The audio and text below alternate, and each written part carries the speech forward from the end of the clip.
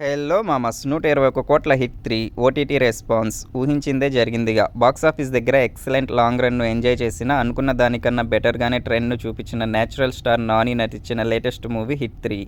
Cinema Nani కెరియర్లో highest కలెక్షన్స్ని సొంతం చేసుకొని ఆల్మోస్ట్ రన్ని ఎండ్ స్టేజ్కి తెచ్చుకోగా సినిమా రీసెంట్గా డిజిటల్లో రిలీజ్ అయింది. నెట్ఫ్లిక్స్లో సినిమా డిజిటల్ రిలీజ్ని సొంతం చేసుకోగా బాక్సాఫీస్ దగ్గర 121 కోట్లకు పైగా గ్రాస్ను అందుకున్న సినిమా ఇక్కడ డిజిటల్లో రిలీజ్ అయ్యాక ఎలాంటి రెస్పాన్స్ని సొంతం చేసుకుంది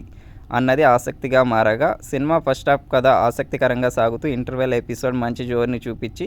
సెకండ్ హాఫ్పై అంచనాలను పెంచిన, సెకండ్ హాఫ్లో మెయిన్ కథ మొదలవలసిన చోట చాలా సిల్లీ పాయింట్తో ఫైట్ సీన్ ప్రొలాంగ్ అవుతూ సాగిందని అంటున్నారు.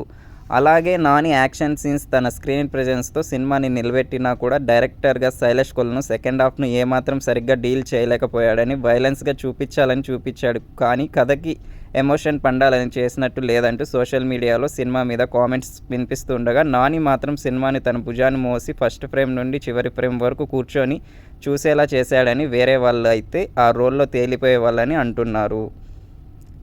మొత్తం మీద సినిమా రిలీజ్ అయినప్పుడు కూడా వైలెన్స్ అవసరం లేకున్నా కావాలని పెట్టారని, సెకండ్ హాఫ్ మెయిన్ పాయింట్ని సిల్లీగా తీశారన్న టాక్ వచ్చినా మంచి లాంగ్ రన్ను సొంతం చేసుకున్న సినిమా నాని స్టార్ పవర్తో హిట్ గీతని దాటగా డిజిటల్లో ఆడియన్స్ రియాక్షన్ ముందు అనుకున్నట్లే వచ్చినా